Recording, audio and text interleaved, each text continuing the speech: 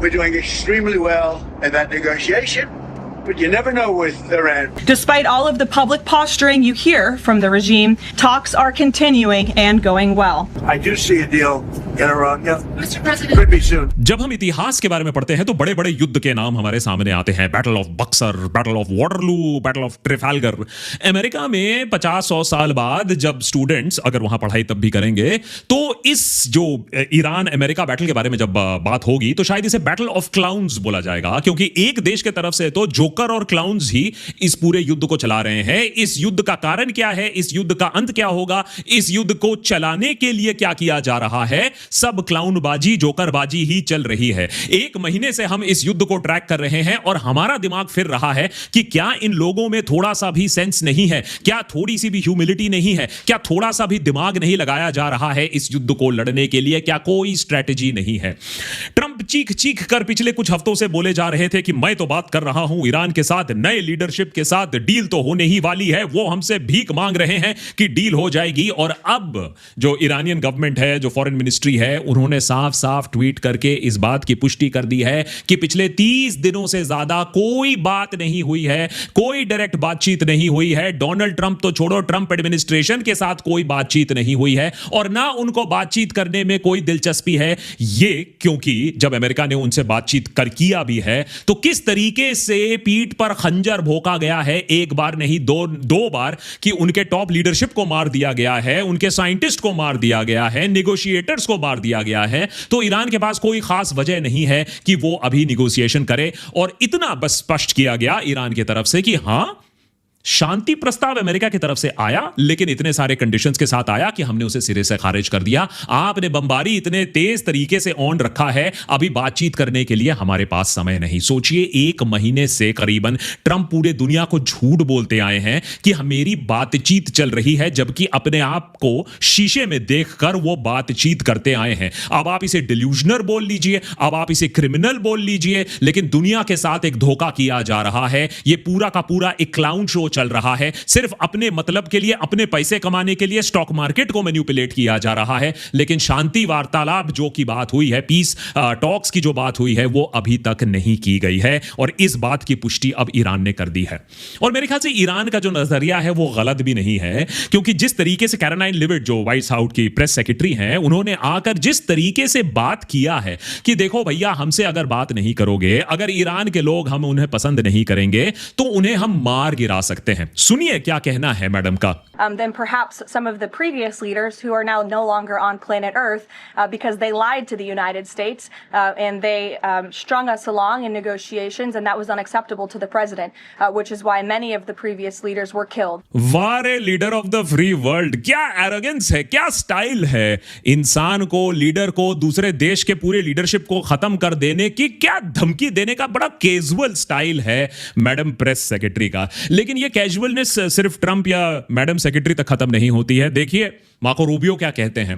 भाई, इतने पिछले एक महीने से अमेरिका ये सवाल पूछ रही है कि अच्छा ठीक है, युद्ध करना तो हमारी फितरत में है, अमेरिका के डीएनए में है, सत्ता पलट करना तो हमारा शौक है, हमारी आदत सी बन चुकी है, लेकिन ये तो बता दो कि ये युद्ध हो क्यों रहा है, जिसके जो एम्स हैं वो हर दिन बदलते रहते हैं। तो मार्को रूबियो बहुत परेशान हो गए हैं, आकर लोगों को बोल रहे हैं, देखो पहले दिन से आज तक सारे जो चीजें हमने बताई हैं वही की वही हैं। ट्रंप ने भी यही चीज पहले दिन कहा था, नोट्स बना लो, दोबारा मत पूछना युद्ध क्यों हो रहा है। I'll repeat them to you now because I hear a lot of talk about we don't know what the clear objectives are. Here they are. You should write them down. Number 1, the destruction of their air force. Number 2, the destruction of their navy. Number 3, the severe diminishing of their missile launching capability. And number 4, the destruction of their factories so they can't make more missiles and more drones to threaten us in the future. Rubio ji, just a second Rubio ji, the maths is not mathsing. आपने कहा air force खत्म करना है, navy खत्म करना है, उनके factories को खत्म करना है और हाँ, उनके मिसाइल्स को खत्म करना है। लेकिन वो जो तेल, जो ट्रंप जी कह रहे थे कि इतने दिनों से तेल लाना है, और वो जो न्यूक्लियर वेपन्स जो उसको खत्म करना है, उसके बारे में आपने कुछ नहीं कहा। और वो जो सत्ता पलट करने के लिए आपने 40 लोगों को मारा था पहले दिन, उसके बारे में कोई आप बात नहीं कर रहे हो। रेवोल्यूशन जो क्रांति लाने वाले थे, और वो हॉर्मुज का क्या हुआ? वो आपके गोल में अब है ही नहीं। जो हॉर्मुज पहले खुला था, फिर बंद हो गया, फिर अभी अमेरिका का मेन गोल हो गया था कि हॉर्मुज को खोलना है। अच्छा नहीं, आप भूले नहीं हो लगता है मार्को रूबियो जी एक्चुअली सच बात बता रहे थे, क्योंकि अब जो खबर आ रही है वॉल स्ट्रीट जर्नल और अमेरिकन सोर्सेस के मुताबिक, अब ट्रंप अपने एड्स को यह बता रहे हैं कि अच्छा ठीक है, अगर इन लोग हॉर्मूज खोलते नहीं हैं तो हम पूरे देश के ऊपर बमबारी करके वहां से निकल आएंगे। अब मुझसे हो नहीं रहा, मैं बोर हो गया हूं, मुझे दूसरे युद्ध भी करने हैं, अरे मुझे एप्स्टीन फाइल से भी डील करना है। जिस रेट पर युद्ध चल रहा है, युद्ध से डिस्ट्रैक्ट करने के लिए एप्स्टीन फाइल अब रिलीज करना पड़ेगा, क्योंकि इतनी बेइज्जती हो रही है। आप सोचो, ट्रंप आज इस स्टेट पर आ चुका है कि वो हॉर्मूज को जैसा का तैसा छोड़कर, ईरान के हवाले छोड़कर वहां से निकलने की भी प्लानिंग कर रहा है।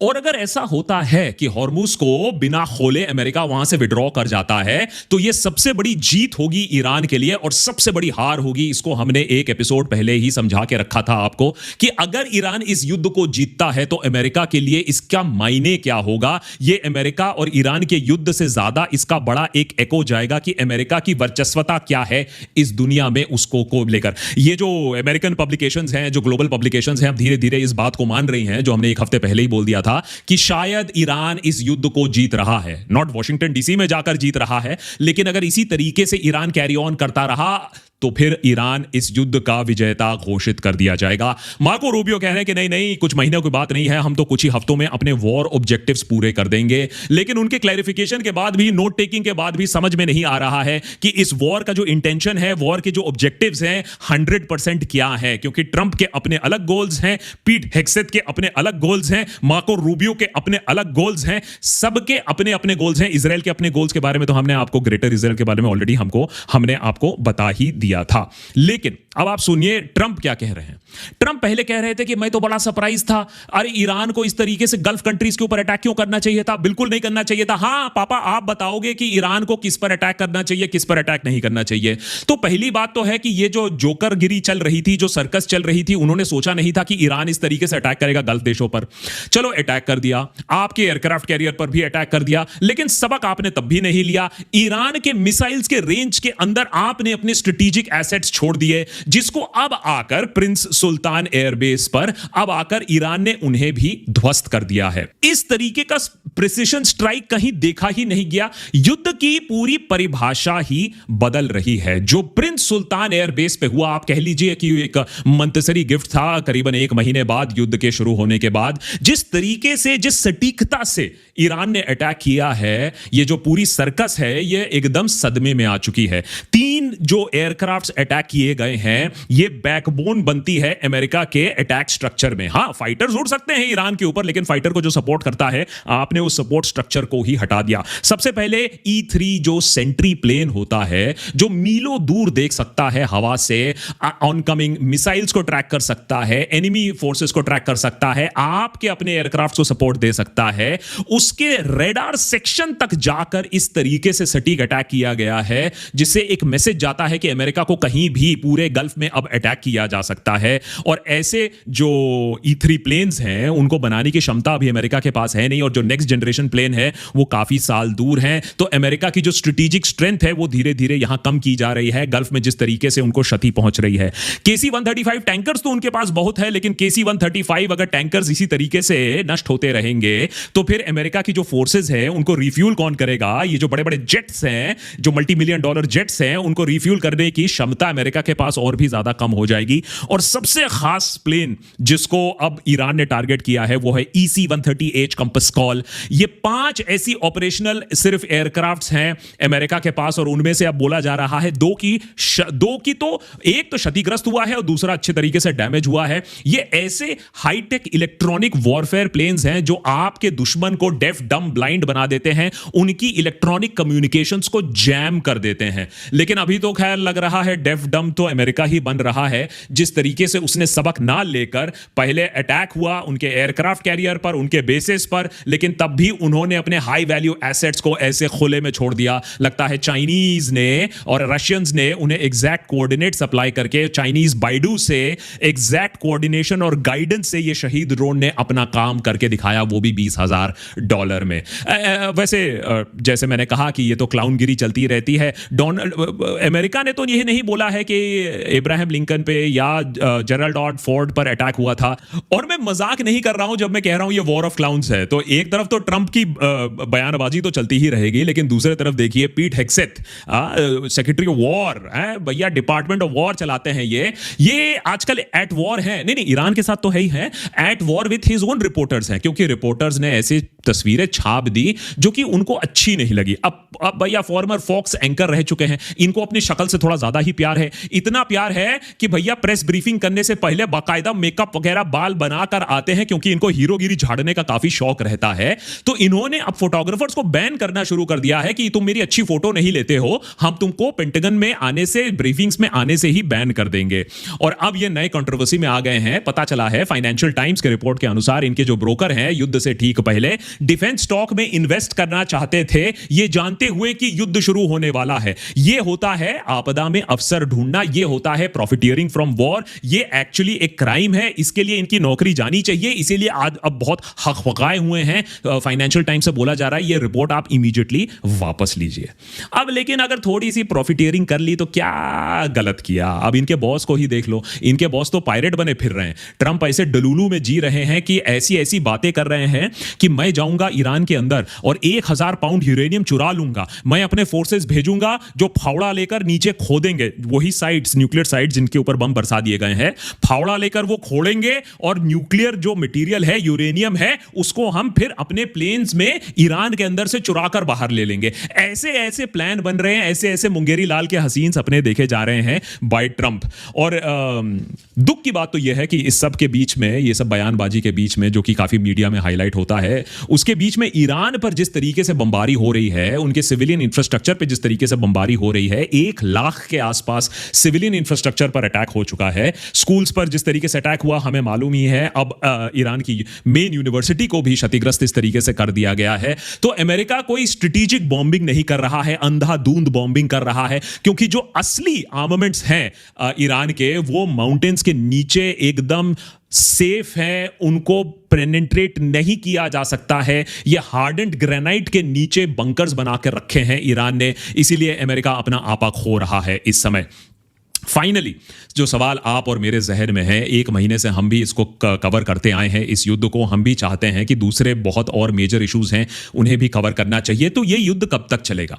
ये युद्ध तब तक चलेगा जब तक एक ऑयल शॉक अमेरिका बर्दाश्त कर सके। ये युद्ध तब तक चलेगा जब तक इकोनॉमी और भी ज्यादा खराब ना हो जाए। अभी तो सिर्फ स्टॉक मार्केट पर आपको लाल दिख रहा है, लेकिन ये लाली अभी आपको सड़कों पर भी दिखेगी, अपने जेबों पर भी दिखेगी, जिस तरीके से इन्फ्लेशन अब बढ़ने वाला है अगर ये युद्ध नहीं रुकता है। $200 प्रति बैरल तेल का अब आंकड़ा बनाया जा रहा है, मॉडल्स प्रेडिक्शंस बनाए जा रहे हैं। 100 और 100 से 15 के बीच में तो अभी तेल की बात चल रही है। सोचिए 1 महीना और ये युद्ध चला तो क्या होगा। इसीलिए बार बार ट्रंप एडमिनिस्ट्रेशन बोल रही है हम अपना काम बहुत जल्दी कर लेंगे, कोई यहां इतने महीनों सालों के लिए बैठने के लिए नहीं आया है। ये ईरान नहीं है, ये इराक नहीं है, अफगानिस्तान नहीं है, यहां हमारी स्ट्रेटजी बिल्कुल अलग है। वो स्ट्रेटजी क्या है इस पर आप मुझसे मत बात पूछिए, क्योंकि ये शायद ट्रंप को भी नहीं मालूम है। लेकिन एक चीज जो इस युद्ध का परिणाम डिसाइड नहीं करेगी, अंत डिसाइड नहीं करेगी, वो है जाने। जाने जितनी भी बिछ जाए, कम से कम मिडिल ईस्ट में किसी को फर्क नहीं पड़ता है, लोगों को दुनिया भर में भी फर्क नहीं पड़ता, अमेरिका को भी फर्क नहीं पड़ता है। 50, 60, 80 हजार लोग मारे गए हैं गाजा में, किसी को खास फर्क नहीं पड़ा। 20,000 बच्चे मारे गए गाजा में, किसी को फर्क नहीं पड़ा। अभी लेबनान में भी एक दूसरा नरसंहार शुरू हो गया है, 1000 वहां मारे गए हैं, किसी को फर्क नहीं पड़ा। अभी जो आंकड़ा आ रहा है हमारे पास कि ईरान में कम से कम 2000 लोग मारे गए हैं, जिसमें 200 बच्चे शामिल हैं, किसी को ज्यादा उससे फर्क नहीं पड़ रहा है। लेकिन ट्रंप को फर्क पड़ेगा अगर पेट्रोल का दाम और बढ़ने लगे, ट्रंप को फर्क पड़ेगा अगर मिड टर्म्स में रिपब्लिकन्स हारने लगे, ट्रंप को फर्क पड़ेगा अगर अमेरिका में लोग सड़क पर उतर आए, जो कि नो किंग्स प्रोटेस्ट में अभी हमने हाल ही में ओवर द वीकेंड देखा। जिस भारी मात्रा में लोग अब सड़कों पर उतर आ रहे हैं, उससे ट्रंप को फर्क पड़ेगा। इसीलिए कोई अचंभे की बात नहीं है, लेटेस्ट पोल्स ये दिखा रहे हैं कि ट्रंप अब most unpopular American president in modern American history बन चुके हैं। -17%, माने -17 में उनकी अब पॉपुलैरिटी रेटिंग चली गई है, नेगेटिव में पॉपुलैरिटी रेटिंग चली गई है, और सारे रीसेंट अमेरिकन प्रेसिडेंट से भी ज्यादा अनपॉपुलर बन गए हैं डोनाल्ड ट्रंप, जिनको अपनी पॉपुलैरिटी खैर बहुत ज्यादा ही पसंद है। तो शायद इसको देखते हुए यह पागलपन थोड़ा रुक जाए। और जब पागलपन कर ही रहे हैं, उसकी बात कर ही रहे हैं, तो इजराइल के बारे में भी 2 सेकंड बात करना बहुत जरूरी है, क्योंकि इजराइल इजराइल ने वो कर दिखाया जो नाजी जर्मनी ने भी नहीं किया था। नाजीज ने तो कंसंट्रेशन कैंप चुपचाप चलाया था, दुनिया से बचा बचा कर चलाया था, आंखों की शर्म होकर चलाया था। लेकिन इजराइल अब जो करने वाला है वो दुनिया के सामने कंसंट्रेशन कैंप्स चलाने वाला है, क्योंकि इजराइल ने एक ऐसा लॉ पारित कर दिया है जिसमें जो वो कहें पैलेस्टीनियन टेररिस्ट, वो कोई प्रोटेस्टर भी हो सकता है, उसे अब मौत की सजा सुना दी जाएगी बाय लॉ, बाय कंपल्शन आप बोल सकते हैं। और इसमें 99% कन्विक्शन रेट भी होगा। ये जो लोग हैं ये अपने संसद में इस लॉ के पारित होने के बाद सेलिब्रेट कर रहे हैं, और इसके पीछे जो मेन आर्किटेक्ट है वो है बेन गवीर। बेन गवीर वो इंसान है जो इतना हार्डकोर है, जो इतना एक्सट्रीमिस्ट है कि उसे आईडीएफ में भर्ती नहीं मिली। सोचिए, इजरायली सेना में उसे भर्ती नहीं मिली क्योंकि उसका कन्विक्शन हुआ था एक टेरर रिलेटेड केस में। आज यही convicted person in Israel in a terror case संसद में बैठा हुआ है और ऐसे जेनोसाइडल लॉज पास करने की कोशिश कर रहा है। कोशिश नहीं, अब तो सक्सेसफुल हो गया है, जो सिर्फ पैलेस्टीनियंस को पनिश करेंगे। और टेररिस्ट तो कोई भी हो सकता है, किसी ने एक पत्थर भी फेंक दिया वो भी टेररिस्ट है, किसी ने आवाज उठा दिया वो भी टेररिस्ट है, बच्चों को भी टेररिस्ट घोषित कर दिया जाता है। 10,000 ऐसे बंदी हैं अभी इजराइल में, इनको मौत के घाट अब शायद उतार दिया जा सकता है, और पूरी दुनिया बैठकर ये तमाशा ही देख रही है। तो उधर इजराइल में अपना ही एक खेल चल रहा है। अंत में मार्च का पूरा महीना निकल गया, स्ट्रेट ऑफ हॉर्मुज अभी भी बंद है, ईरान अभी भी न्यूक्लियर बॉम्ब्स बना सकता है, यूएस अभी भी इन्फ्लेशन फेस कर रहा है, उधर चाइना और रशिया मुंद मुंद मुस्कुरा रहे हैं कि भैया उनको तो पैसे मिल रहे हैं, उनको तो और भी पावर मिल रहा है, इन्फ्लेशन ऊपर जा रहा है। और यूएस के जो बेसिस थे, जो उनका शक्ति का प्रतीक था, अब वो सुनसान पड़े हुए हैं, वो लायबिलिटी बन गए हैं। ये है ट्रंप का विनिंग, ये है ट्रंप का खेल, ये है ट्रंप का सर्कस जो 1 महीने से अब चलता आया है। मार्च का महीना पूरा खत्म हो चुका है, और ये इंसान इतने दिनों से पूरे दुनिया को बेवकूफ बनाता आया, कहा कि मैं हूं पीस प्रेसिडेंट, मैं शांति लाऊंगा, कमला हैरिस ही तुम्हें युद्ध में ढकेल देगी, मुझे वोट करो, मैं तुम्हारे प्रॉस्पेरिटी के लिए काम करूंगा, फिजूल के वॉर्स में नहीं घुसूंगा। यह है सच्चाई जो अमेरिका को अब देखना चाहिए कि उनका कितना बड़ा तरीके से काटा गया है और कैसे अमेरिका को एक सर्कस बनाकर छोड़ा है इन जोकर्स ने। सुनिए, and thanks for watching. I am the candidate of peace. I am peace. Under Trump, we will have no more wars, no more wars, no more wars. We will have prosperity and peace. We will have prosperity and we will have peace. Remember, I'm the president of peace.